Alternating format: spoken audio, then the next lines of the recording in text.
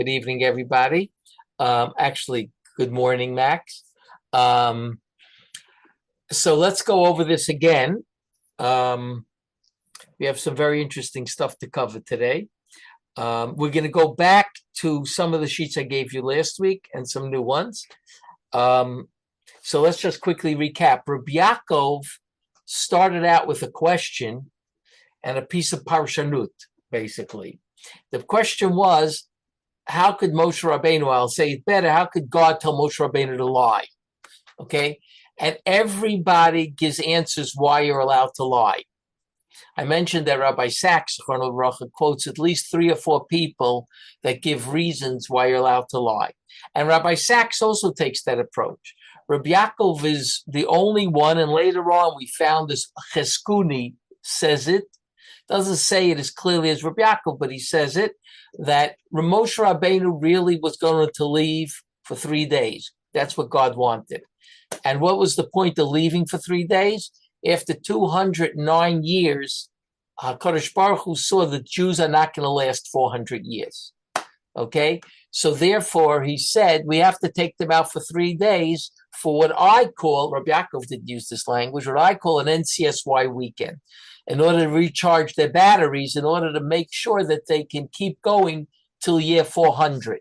Okay? And that was really the plan, that Moshe Rabbeinu would give them maybe some mitzvos, he would give them chizuk, that they would be able to come back. Okay?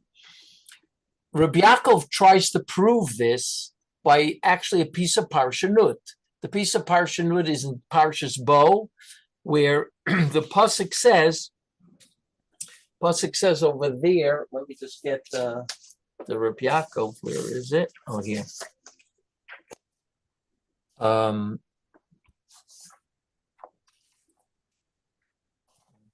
we going back to last week's sheet now? Yeah. In other words, I'm not going to read in the sheet, but I'm just going over it.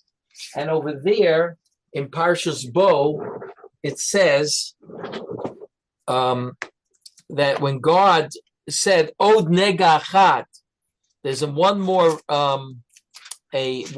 plague, or one more plague I'm going to bring on Mitzrayim, right?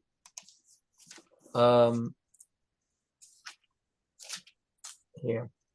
Vayomer Hashem, this is Parsha Yud Aleph, Kapitel Yud Aleph. Vayomer Hashem el Moshe, Od nega achad, Avi al Paro, Val Mitzrayim achrechen Yishalach eschem mizeh, Kishalcho kola, Goresh eschem mizeh. Reb Yaakov says, Pshat in this pasuk, which is a very strange pasuk, God says, I'm going to bring another plague, which is Makas Bechoros on Mitzrayim. Then he will send you out, okay? Kishalcho kola goresh eschem mizeh. He's going to send you out. Kishalcho kola. He's going to chase you out from here. So Reb Yaakov wants to know why he just didn't say acharechen yishalach eschem mizeh. Well, he'll send you out. What is this? Yishalach eschem mizeh kishalcho kola goresh eschem mizeh. Right? What is this addition here?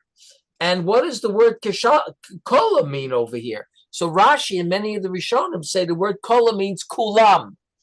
And Reb Yaakov says that doesn't really fit with the word kala. I mean, it should say kulchem, right? Kishalcho kulchem. What's kala? So I showed you that there's in Sefer Malachim and other places, the word kola means finished, completely. So Reb Yaakov says you have to learn a kipshuto. The word kola means completely. It doesn't mean all of you. All of you is kulchem.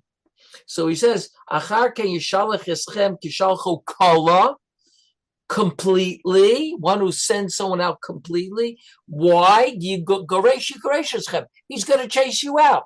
Even if you want to come back after 3 days, he won't let. He's sick and tired of these plagues, and he's gonna chase you out for good. So Reb Yaakov says the reason why the Torah adds this is because now the change took place. Till now you're going to go for 3 days, and now the change you're going for good. Okay, that's the way Reb Yaakov learned.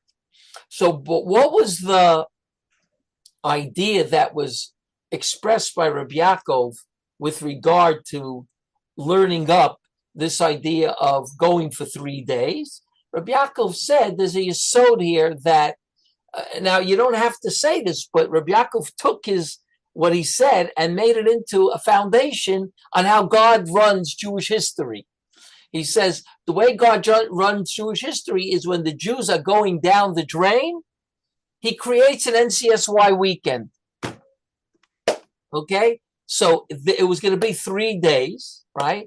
But throughout history, we'll see some more NCSY weekends, right? That God created, which weren't supposed to be there, right?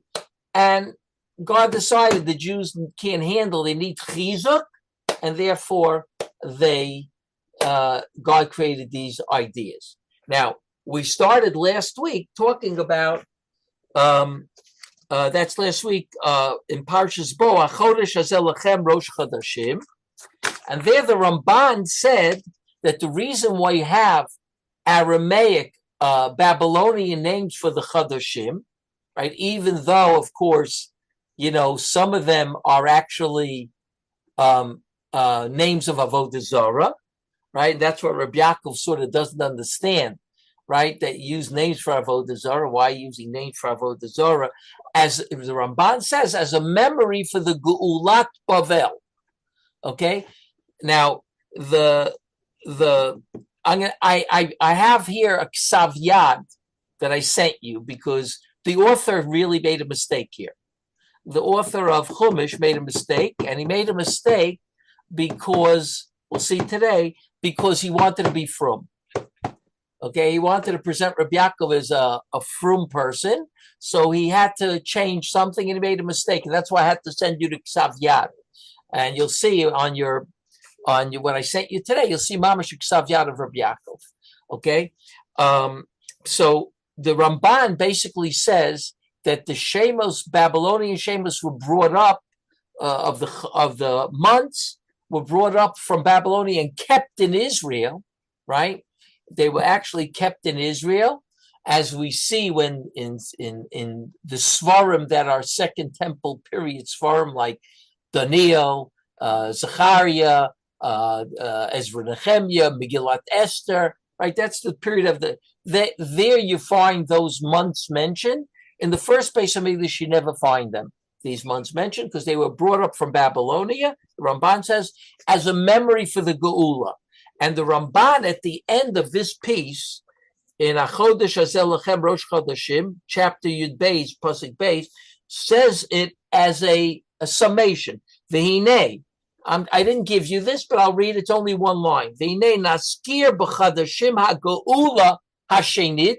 What by mentioning the names of these months, naskir ha'geula ha'shenit, the second geula, kasher asinu adheinu b'rishonah, like we did till now, b'rishonah. In other words, in the Rishonah, the first geula, which was Geulas Mitzrayim, we said Achodesh Hazeh Lachem Rosh Chodashim, right? It's going to be the first month, what we call Nisan, was month 1 from the Geula, month 2 from the Geula, month 3 from the Geula.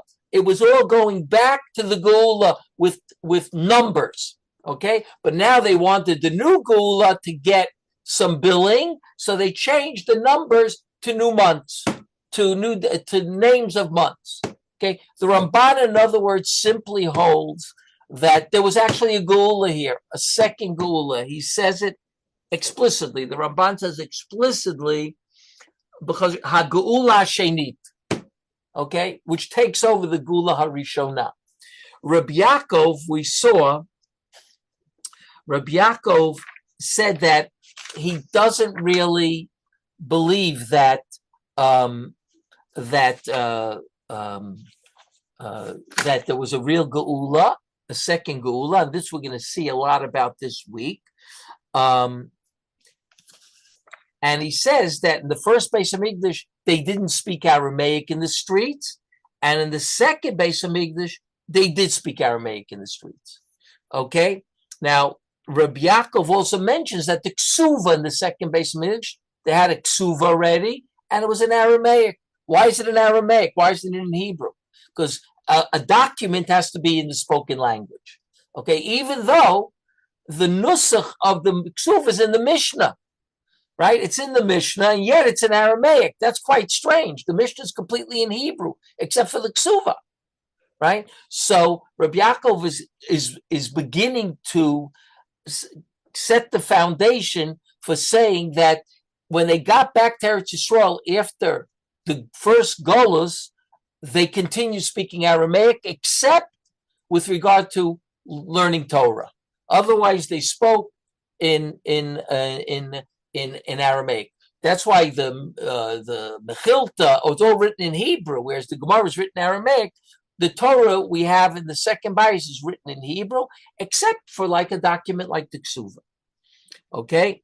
Now, Reb Yaakov also pointed out that in the second base midrash they knew where the Oren was. There's a Mishnah in Shkolim that says explicitly that the Kohen sitting in the Dir Eitzim in the room of where they were cutting wood, he saw where the Oren was buried under the ground.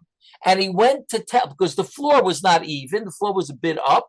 He went to tell a Kohen, I found the Oren, and all of a sudden he died suddenly. That's the Mishnah in Shkolim.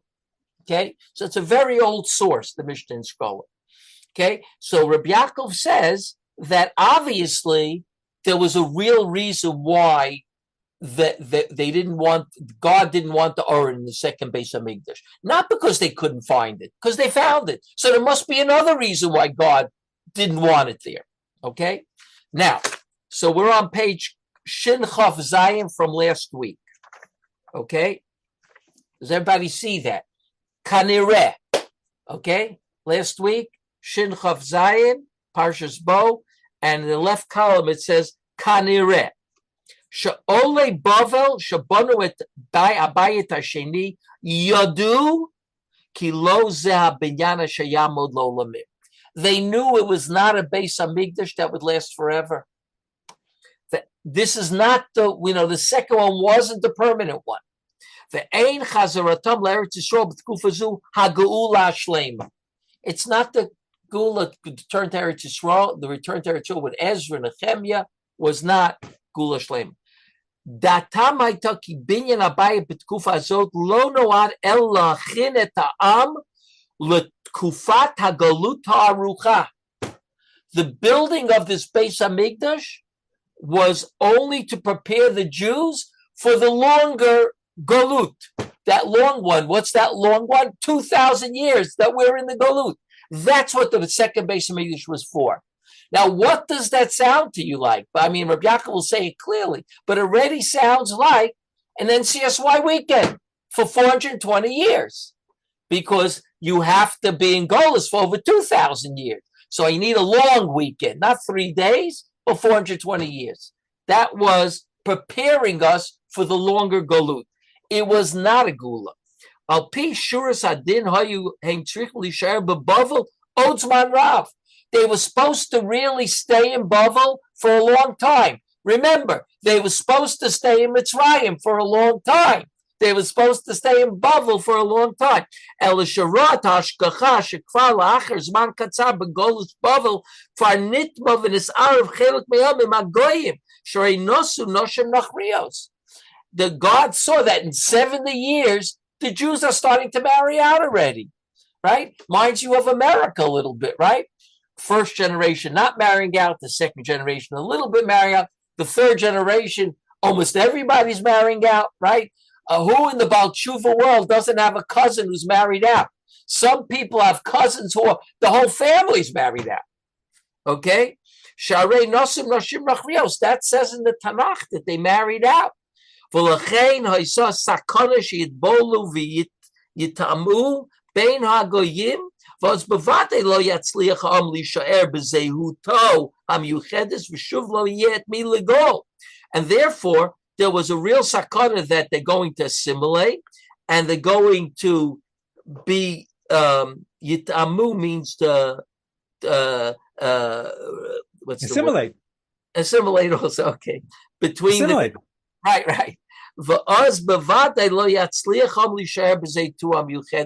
then the Jews won't be able to remain separate in the separate, identification. If I wait any longer, there won't be any Jews to actually redeem. Exactly what Reb Yaakov wrote about Egypt. He writes here.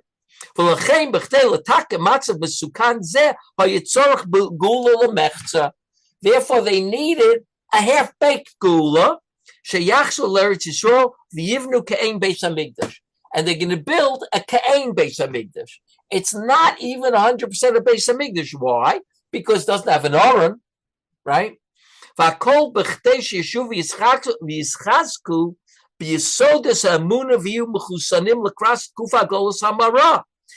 order that, this was all in order that they will return and be mechazik themselves, right? Recharge the batteries with the Yesodus of Emunah, and now they'll be mechusanim. Mechusanim means what? They'll get their shot, their shot in the arm. What do you call it in English? The shot in the arm that you get, like vaccination. Vaccination. L'kras tkufa golas amra, for the period of the bitter golas that we're in today. B'chtei ladgish u'lamchish la'am shadayin heim lo nigalu, in order to stress and to make it clear to the nation that they did not yet get redeemed. Even though they're in Israel, they're still in Galut. They didn't put their Aron. They didn't bring back the Aron. Rabbi Yaakov says, why didn't? No, it's because we don't know. Why did God want to bring back the Aron? Obviously, they found it. Why didn't He let? So Rabbi Yaakov comes up with this idea: no Aron, no real Beis HaMikdash. It just looks like a Beis HaMikdash, right? It's like Lahavdil, now 770 likes building their 770 houses in different neighborhoods. They're building one now in Givat Zev, and they built one in Ramat Shlomo. It's not really 770. It looks like 770, but it doesn't have the 770. Doesn't have the Aron in it, right? Whatever that is, right? It doesn't have the Aron in it. Mekora Kedusha Bayis Rishon. That was the source of Kedusha, the Bayis Rishon. That's where it all came from. Makom shenignas, mimakom shenignas v'yishiru b'mkomo. They didn't bring it up from where it was buried. They left it in its place. Ki adayin ein agula shleima. The gula is not shleima. Okay? Now, in this next paragraph, which is the last paragraph I'm going to read here, here's where the author gets very nervous that you're going to think he's arguing on the Ramban. But I don't think he's arguing on the Ramban. Reb Yaakov told me he's arguing on the Ramban. And here we're going to see he tries to kvetch that Reb Yaakov's like the Ramban. Even though the Ramban writes it's a gula, and Reb Yaakov writes it's not a gula shleima. Machmas hakaram zu shadayin lo igia gula shleima, because of this recognition that we didn't get to the gula shleima. Hinhigu ole bavel kama v'chama inyanim shiu osu kmo shayu noagim b'tekufas hagolas. That's why the olim from Bavel, the Rabbanim, right, the Anshe Knesset Gdola, wanted to leave certain things that they still had in the diaspora. Don't get rid of them. Laharosha be'emes kufas golas Bavel. Adayin nimshechas, the period of Golus Bavel is still here. V'abinyan hanivna ein ela arai v'atid licharev. The binyan that they're building is not forever. It's going to be nechrav. Okay? Machmezek shalom Bavel chazru l'kro shemas hachadashim b'shem shenikru b'Bavel. So Rabbi Yaakov writes that because of this, they decided you should keep the Chadashim of Bavel, not because of a Gula, because we're in Golas. So you should leave the Golas names. Just the opposite of the Ramban. Complete opposite of the Ramban.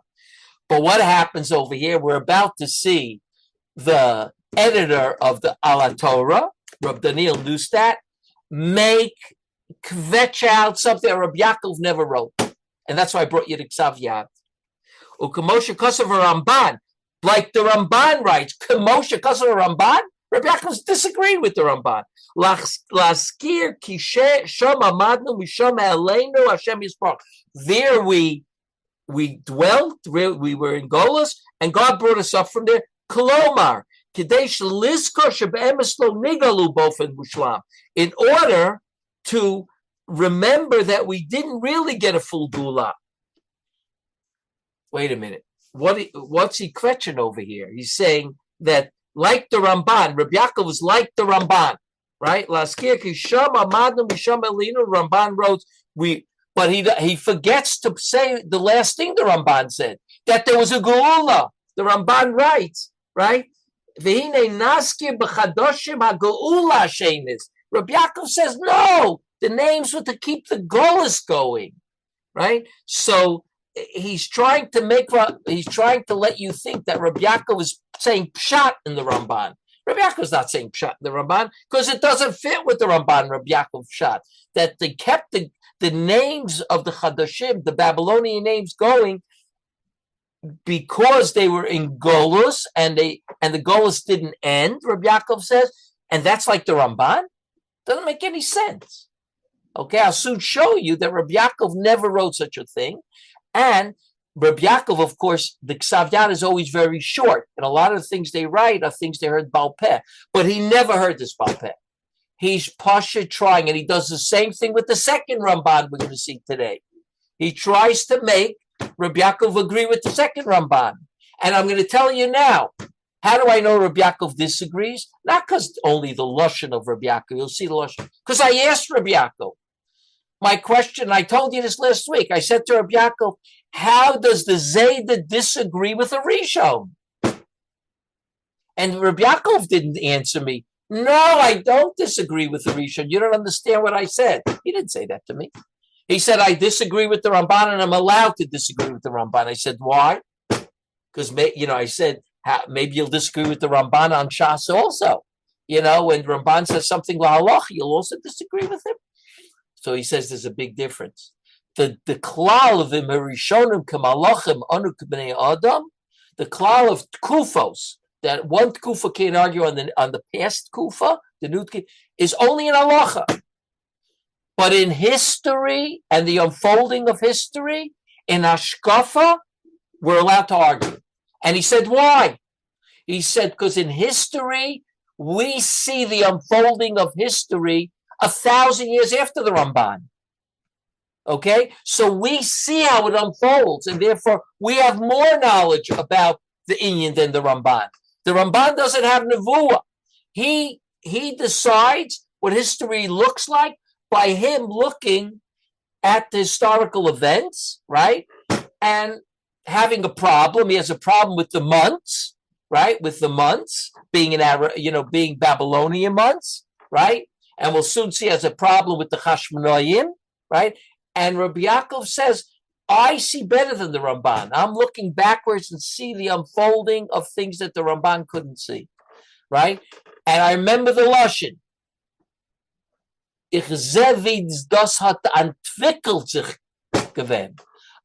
saw how it entwickelt sich in Yiddish means how it I have to think an English word, how it unfolds. Entwickelt unfolds. The Ramban didn't have that possibility because he lived so much before. So in history, you can argue on the Ramban. So the Reb Yaakov here argues on the Ramban, right?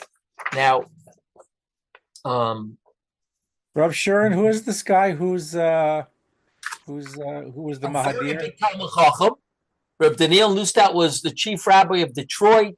He was the head of the Bezdin, a very big Talmud Chacham. He is from your family? He's a grandson-in-law.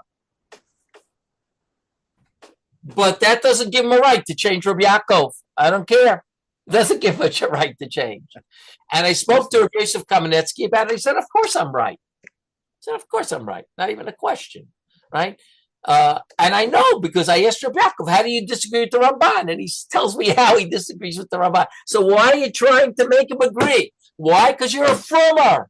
And you have to have Reb Yaakov agreeing with the Ramban. Yeah, I understand exactly why. Right? mention something to the author to? I didn't yet mention it to him, but I will.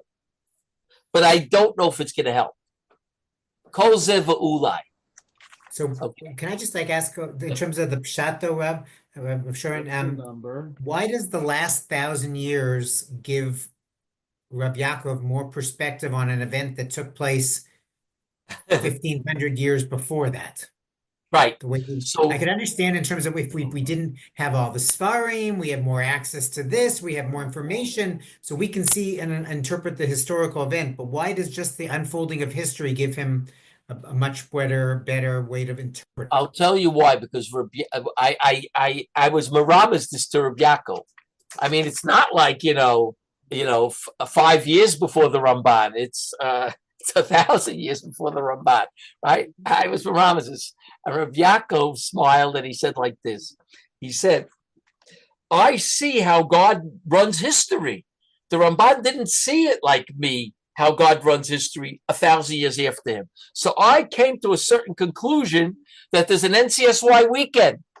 The Ramban didn't yet see that NCSY weekend. Right?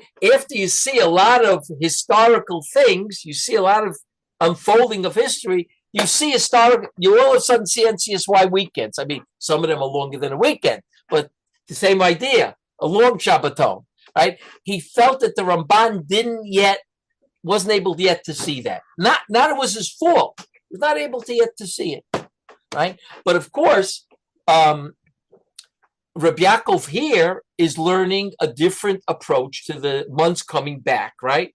To bringing it back to Eretz Yisrael. His approach is that we're still in the galut, so to speak, even if we're in Israel, right? It was just a preparation for the longer galut, but we never really had the geula. Okay. What did maybe this is off topic, and you'll excuse me, and if it is, just say so. But what did the Zayda say about the Medina in 48? Oh my gosh, I was hoping you wouldn't ask that yet. Because I'm just thinking, I see this was a footnote about it. There's actually a footnote, but I heard it in the White Shul. The White Shul at that time was completely Dati Leumi. Of course, I told you they understood Yiddish because all their parents were Eastern European, 1976, right? But one of the guys comes over with a big smile to Reb Yaakov and says, and maybe that's Medina Yisrael today. In other words, maybe that's an NCSY weekend. So Reb Yaakov said to him in Yiddish, you said it, not me. Okay, and we'll talk more about it because as Wayne points out, there is a footnote about it. Okay, and I want to explain the footnote because I spoke to Reb Yaakov about these issues. But saying it's like, I don't know why that guy got so excited, because to say that it's Medinat Yisrael is like a NCSY weekend means it's a temporary thing. That's the scary thing. So that's why is that why the Zayda said you said it, not me? Probably, but the question is what he meant. Okay, and as Wayne pointed out that there is a footnote, but we're not going to do the footnote yet. Yes. Okay. The Nevuah, 70 years in Yirmiyahu, Hashem is already predicting that this is going to be you're going to need an NCSY weekend. So how come he didn't do the same thing in Mitzrayim when he said the 400 years? Why didn't he tell them? You mean? Let me add to Jonathan's question. What about all the Gemaras that compare the Ayis Rishon was Nechrav because of the Gimel Averos Chamoros, the Sheni because of Simas Chinam. That's why we have such a longer galus. Was they compared in Mamarei Chazal as being two gulas and two different galuyos. Okay, so let's get back to Jonathan. We'll get back to both of these questions, but your question was that what? There's a Nevuah that we will be in Galus for 70 years in Yirmiyahu. Right. Okay, so that's problem number one. And problem number two, if Yirmiyahu is we can interpret his Nevuah to be a prediction of you're going to need an NCSY weekend after 70 years, then why didn't we have the same thing in Bereshis, that Hashem told Abraham Avinu it's only going to be 210 years? Well, again, there's a difference between, how long you're supposed to be and how long you're going to be. In other words, you're supposed to be in Mitzrayim for 400 years, but and I really meant that, right? According to Reb Yaakov, I really meant it. I'm just taking you out for the weekend, right? And maybe later I'll take you out for another weekend, right?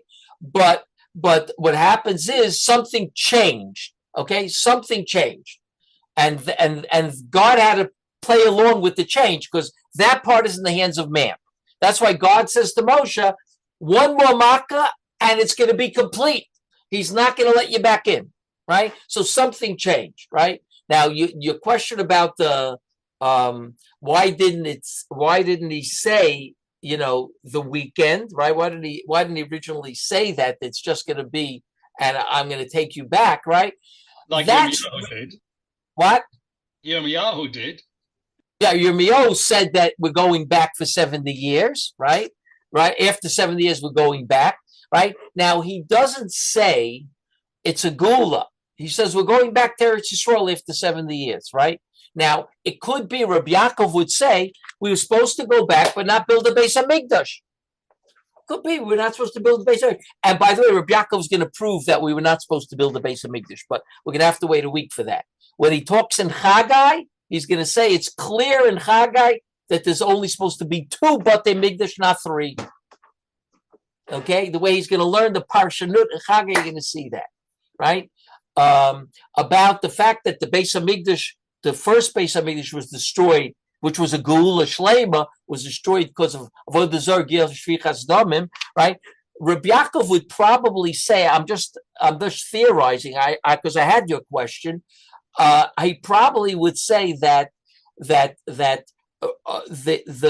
thing that caused the destruction, right, was sinas chinam, right? But it wasn't supposed to last anyway. And there's a lot of Gemaras that say this, by the way. We're going to see that there are Gemaras that actually say, right, that the Beis Hamikdash was not supposed to be forever. Right? In other words, during the second Beis Hamikdash, I'll give you an example of one, and maybe next week I'll show you the source. In Masechet Yoma, it talks about different families that knew how to make the Ketores, right? They knew how to make the Ketores, right? Beis Garmi knew how to make the Ketores, right? And other things that certain families knew how to do it. No one else knew how to do it. So the Chazal in the second Beis Hamikdash, it says there in the Gemara in Yoma, asked for the recipe, and they wouldn't give it to them. So they started making the Ketores. They went and imported the Ketores, right? But they couldn't get it like these people, right? So they had to go back to Beis Garmi, I think it was, to say to them, you got to do the Ketores. And the Gemara says, why didn't they tell? Why didn't they give the recipe for the Ketores, right? Because they knew the Beis Hamikdash was going to be destroyed and would fall into wrong hands. Okay? There's 2 different Gemaras there talk about 2 different families, and they both say the same thing. It was going to be destroyed, and that's not the only Gemara. There are other Gemaras clearly that say that people knew the Beis Hamikdash was destroyed. I think Reb Yaakov may even mention it over here. That Gemara he doesn't mention, but there are other Gemaras that he does mention that they knew it's going to be destroyed. And therefore, even though they made it to seem like a sort of a geula, half-baked geula, right? But it didn't have to get destroyed through that way. It could have gotten destroyed another way, but it wasn't going to last. That's for sure. But the amount of time it did last was important because it needed the Jews to really, keep them from assimilating for 2,000 years. So you needed a long haul, so to speak, a long NCSY weekend, right? That's the way I think Reb Yaakov would understand it. But let's take a look what he continues to say over here. V'lachein, that's about 3 or 4 lines, 5 lines from the bottom. L'chein gam l'shonim nishar b'loshen hagolos, l'oshen arami, v'lo chazhu l'daber b'loshen hakodesh, mashahei amara ke'ilu hem nigalu bofen sofi. If they speak in Hebrew, it'll look like they're being redeemed forever. This is an engula. V'nira shezeh gam atam madua nichtav Talmud Yerushalmi baramis. Why was Talmud Yerushalmi written Aramis? It was in Eretz Yisrael. The Bishlei Bavli shenichtav beBavel, nichtav b'Sfas HaMedina. Aval Yerushalmi shenichtav Eretz Yisrael madua nichtav baramis. Aval dvareinu nasa zeh mitam hanal.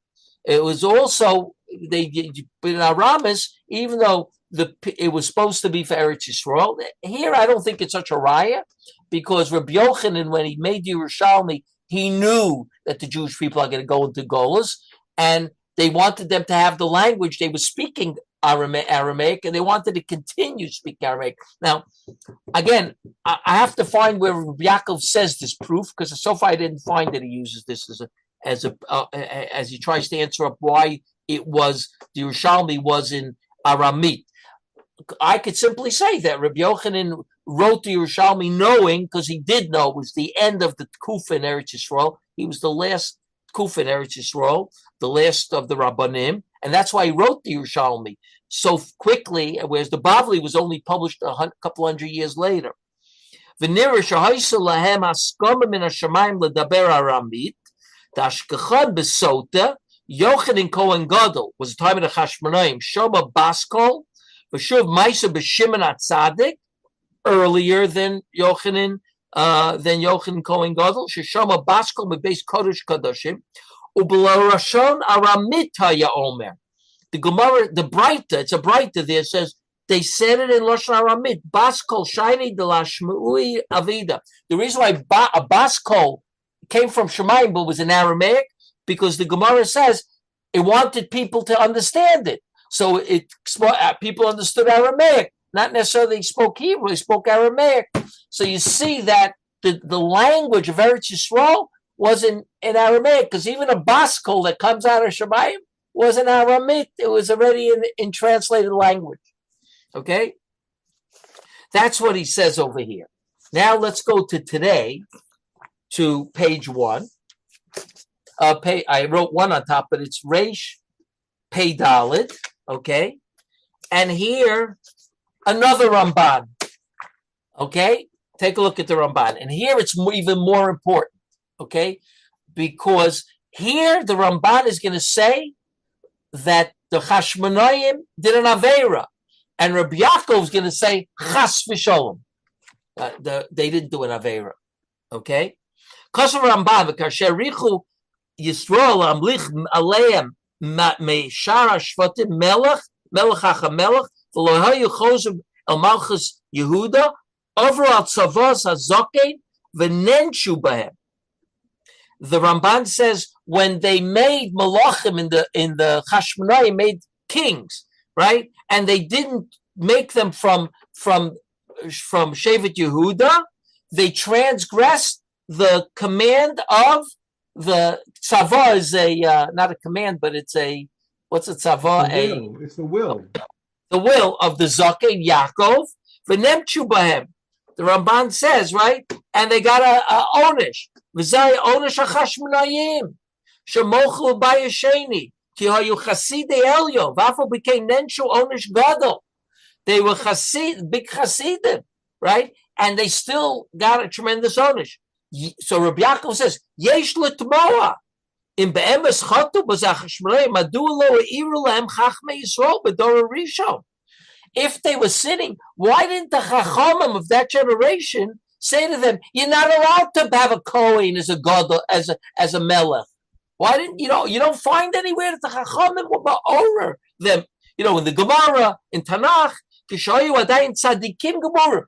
Who were the people, the original Chashmonaim? Yehuda, Yochanan, right? They were tzaddikim. Kuli Amalo pligi. They were tzaddikim. If the Rabbanan would have said to them, you're not allowed to make a king except for Malchus Beit David, you think they wouldn't have listened? Right? She'osalem lamlich v'tzrich la'asos melech mizera David v'chigam chachmei Yisrael shebosa dor tkufa lo yedu et adin hazeh. I remember Reb Yaakov saying it to me. Oh, the Ramban knows this pshat in Parshas Vayechi lo yoser shevet me Yehuda, right? that the scepter and the crown has to stay with Malchus Beis David from Yehuda, and the Chashmonaim didn't know about it, and the Chacham didn't know about it. He was wiser than the Chacham that lived 1,000 years before him, right? V'nira b'vira dover al pi mashin isbar b'dvarenu lahalan. I'm going to explain this, what I'm going to say in the future. Parshas Bo. Ve'vesi kamarayis lozeh ki bayesheni melechatchila lo noat al menas lizkayim laolam. Bayesheni is not supposed to be forever. Klomar the zeh yedua lechachmei Yisrael shabinyan hazeh lo yamad lo lamim v'lo nosad elo b'shvil tkufas hiskoninus l'tkufas hagolas harucha shadayin anu sovla mimenu. The same Yisod, right? That the binyan bias was not supposed to be forever. It was only made as a wayfarer, stopover to the longer goals. V'haynu shetkufa ahi nichtava Torah shebal peh alei sefer v'hutkenu gzeras usyogi chazal. Now here Reb Yaakov already goes into something that nobody goes into. Okay? There are other people, right, that say what Reb Yaakov says about Bayesheni. We'll soon see it. Okay? And that'll be hard to argue because they're Rishonim. Okay? But Reb Yaakov is about to tell you, or he tells you right here, Beremes, but he's going to tell it clear in Chagai, why they brought the people back if it's not a Geula. What's the point? Right? So it's to make a weekend. So what were they doing in that weekend, that 420 years? So he says, Hutkenu gzeirus usyoge chazal, akol b'shvil achinam l'tkufas hagolas hamara, umachmish lo rotzu chachamim sheyachshu hamon ki tkufas bayesheni hi agula shlema. They were preparing them for the big goals, but they didn't want them to think that this is the Gula Shlema. L'chein eshiru kama dvarim b'tzurasam haglutit. They left certain things in its in the description in a Golas fashion. L'dugma safa ikarit shalam hayta aramis safa galut v'lo lashon hakodesh. Svat Eretz Yisrael, Lashon HaKodesh was Svat Eretz Yisrael. Ha'oren HaKodesh lo yemunach b'Kodesh HaKadosh b'tkufa zu. V'nira shegam lahakim az melech mibalchei beis David lo ratzu chachamenu. They didn't want to have a melech from Malchei Beis David. The Chashmonaim didn't do an Aveira. They did a mitzvah by becoming the Malachim. So there wouldn't be a Malchus Beis David. Why shouldn't there be a Malchus? Because it's not a Geula. So you don't have Mashiach yet. You don't have Malchus Beis David yet. So that's why they became Malachim. Dafka to show the Jews they're still in Golas. Ki nuna Malchus Beis ahi haya mitparesh kilu atkufa azos hitkufas agula l'shlema. If you make a Malchus Beis David, you make David as king, that would be understood, right? Explained as, there's a Gula here. We have our Mashiach, right? What happens to Zerubbabel? What happens to Zerubbabel after they build the Beis Hamikdash? Right? Nobody knows. Take a look in Chagai, Zechariah, Malachi. Take a look in all those Svarim. Take a look in Ezra and Nehemiah. It says clearly Zerubbabel was from the house of David. He says, Pachat Yehuda. He was supposed to be the Melech. All of a sudden, the Beis Hamikdash is built. He disappears. We don't know where he is. Really, we don't know where he is. People don't wonder, like, what happened to him? He should have been the leader, the king. He's gone. According to Reb Yaakov, we know exactly why he's gone. Kedei lavlit at the ovde sheterem igia shosh nimnu chazal limnos melech shel mamish v'malchus beis David v'lachen kishur hachashmayim she kisa melucha reik lakhu latzmam. This is a lie. When they saw the kisei was reik, that was empty, Malchus Beis David, they took it for themselves. That's a lie. He's wrong. 100% wrong. It was milachatchila. They took it to show that there's a goal. This was against the will of the Zaki, and they got to own it. He's sticking in the Ramban to Reb Yaakov. And Reb Yaakov says, no, the Ramban is wrong. It wasn't, they weren't allowed to have a Malchus Beis David. So they didn't do anything wrong by not making a Melech David. Because it was the Galut. It wasn't yet the time of Mashiach. So that's why someone had to be king. Right? So by us, Ben Gurion had to be king. So everybody asks, well, why didn't the Chazon Ish become king? Oh, the Chazon Ish should become king. I understand that. Who's going to live in Eretz Yisrael if the Chazon Ish is king? Okay? Right. Ben Gurion was the one that had to become king, right? But same thing over here. The Chashmonaim said, we'll take the kingdom because somebody has to be in charge. They had now, what did they have? A sovereignty. So who's going to be in charge? So they made a king. This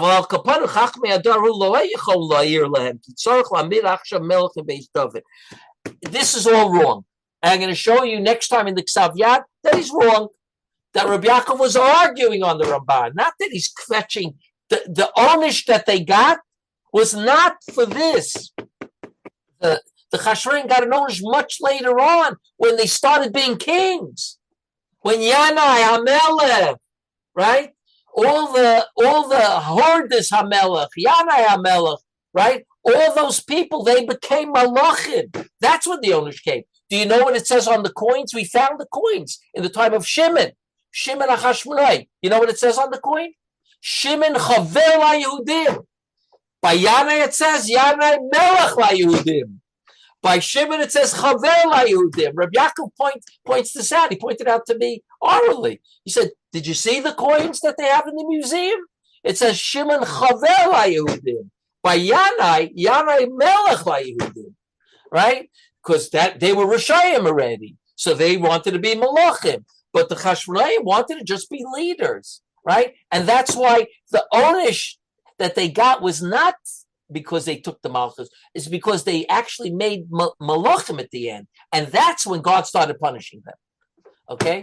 Well, any questions? We'll stop here for now. So starting at which word in here are you objecting to? Okay, he says, yeah. They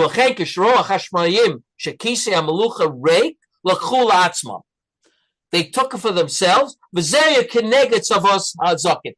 to kvetch in that Reb Yaakov was saying also they went kineged Tzavos HaZokin.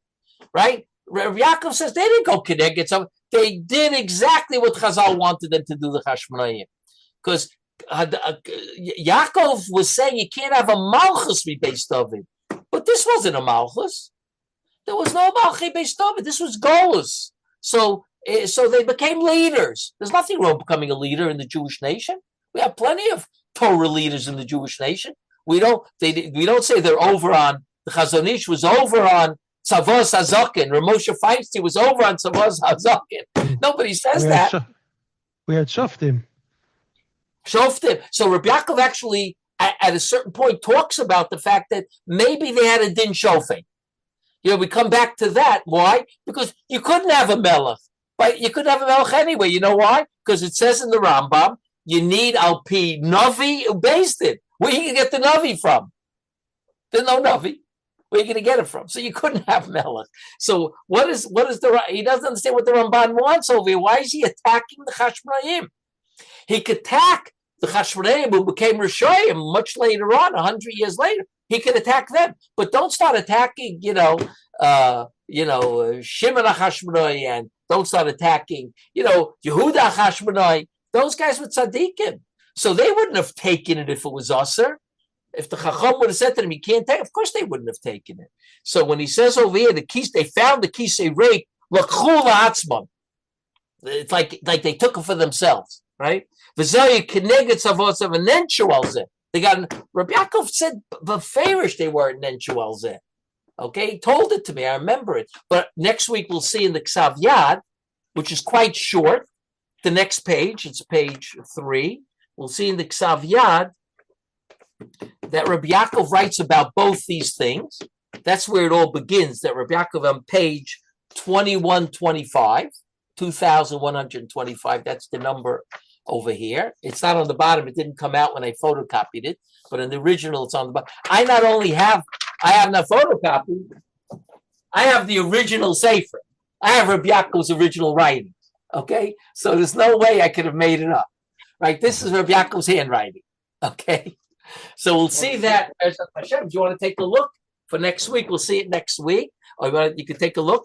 And there's also, I gave an Abarbanel, and I gave something in Divrei Hayomim, and that we'll already see next week. And we'll go on to see Chagai as well. And Okay. Shurin, even to the end ask of the another paragraph question? is a problem.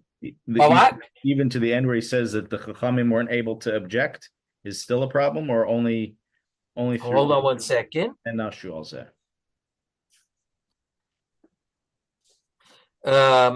אבל כפר חכמי הדור לא יכולים להעיר להם, כי צורך להעמיד עכשיו מלך מבית דוד. They couldn't be mayor them that they have to do this. Why they couldn't do that is not clear. אבל כפר חכמי הדור לא יכולים להעיר להם. I don't know what that means. The Rabbi Yaakov was learning that the Chacham were mayor lahem not to establish. So this is also part of the toes here. It's mamish. We say Yiddish a grubber toes, not just the toes. It's not David Reb Yaakov. That's the Madir who's writing it. 100%. And he changed it. I'll show you. He changed it because he didn't want Reb Yaakov arguing on the Ramban. But I asked Reb Yaakov. I remember speaking to him. He was in the hospital. He had some sort of pneumonia, something. He was getting better, and I went to visit him in the hospital. And I asked this question. Now, sometimes you'd think if Reb Yaakov was laying in a hospital bed, he'd get a little nervous, and he wouldn't say to me, "It's okay to argue on the Ramban." But he did. He said to me, "It's okay." Oh, sure. Can I ask you another question regarding the sure. Shitas?